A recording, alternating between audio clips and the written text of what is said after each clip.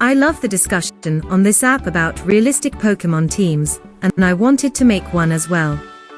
Hope you enjoy.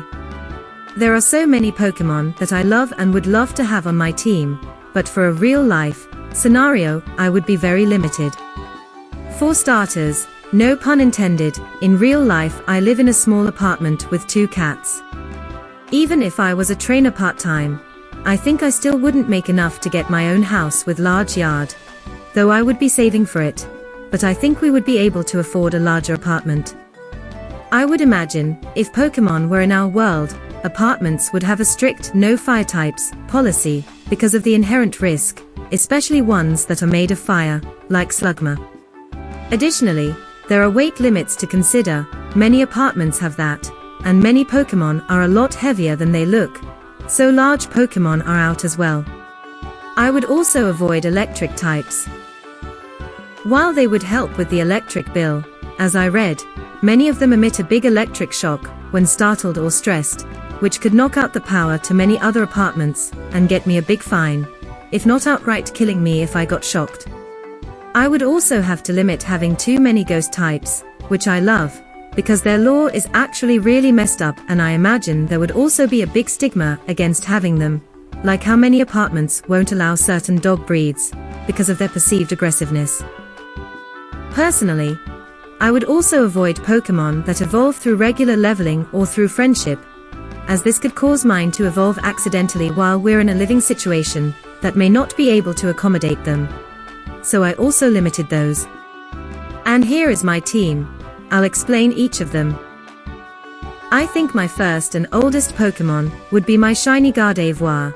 In real life, I have a shiny Gardevoir from Pokemon Diamond, my first Pokemon game, and I've treasured her for almost 20 years now, migrating her to each new game. So I reflected that here. I would have had her since I was a kid, and she was a Ralts. I think it'd be great to have one, since they could help with housework, and their psychic abilities would be very beneficial for my depression and anxiety. She would be most like a service animal companion. And because of that, I think I can avoid any pet fees by having classified as one. I think the only major issue with having one is a sleeping area. Gardevoir is the same height as me, 5 foot 3 inches. So she would need her own human-sized bed at the very least. The second and third Pokemon I'd have would be 2 Eevees, representing my 2 cats, which I would have then chosen to evolve with stones quickly so as to avoid them evolving during an awkward living situation through friendship. In this case, I would have saved up for a Leaf and Ice Stone, since Pokemon Diamond, Pearl, and Platinum were my first and favorite games, where these 2 Pokemon were introduced, and I feel Leafeon and Glaceon aren't given enough attention. The Leafeon is useful for keeping the air quality good, and they can live off of photosynthesis, which helps save on food costs. I prefer my home to be really cold year-round, so a Glaceon is very useful for keeping us all cool, especially when the AC gives out, or the bill gets too high. In terms of where they can sleep, the Leafeon will hang out wherever there's a sunny spot, and I would invest in one of those large garage freezers that Glaceon can sleep in if they get too warm. Glaceon is 2 feet 7 inches, while Leafeon is 3 feet 3 inches, which is about regular dog height.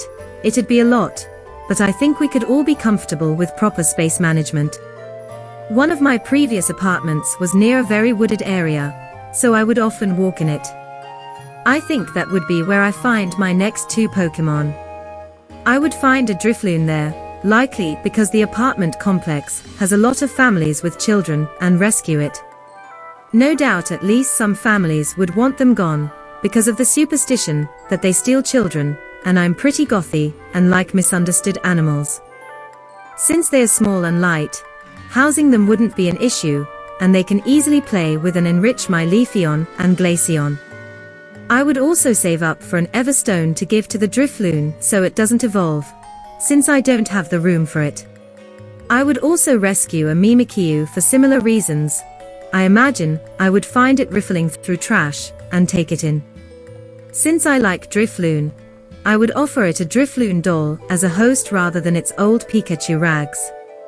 And this is based off of a real Mimikyu plushie I got from Hazel Oddities. Here is their information, go check them out. This Pokemon is also small, and they could also play with the others. Additionally, if there is a restriction on ghost types, I can easily hide the two if I get inspected. And since Mimikyu doesn't evolve, I have no sudden transformations to worry about. The next Pokemon to join the group would be a Greavard, for the same reasons as the previous two. I really want a dog someday, and I liked Greavard a lot. This one I would likely meet during one of my many spooky autumn outings I like to do, taking haunted tours to cursed places. I'd meet one, and as their Pokédex says, if you give it attention, it'll follow you around forever, and they're very loyal. This one would need a lot of training though, since playing with it too much can cause it to drain your life force. But I'd love to have one around to have scary dog privilege, and they'd be great for battles. And since its flame isn't actually fire, I wouldn't have to worry about things catching fire.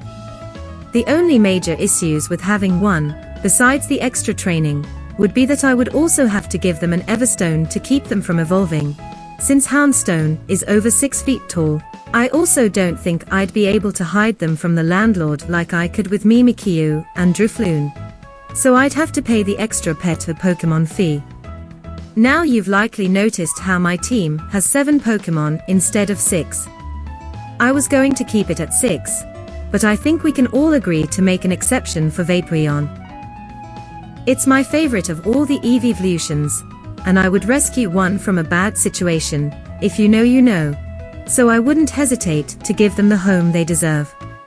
They could sleep on dog beds like the others, or I could have them sleep in a tank, since in real life I also used to have aquariums. And here we are, my merry little band of misfits. Having these guys would encourage me to leave my home more and exercise. We'd use the funds we make from battles and pageant shows to go towards my dream of a nice house in the woods. There I could let my Pokemon evolve with all the extra space, and we could add more to our family.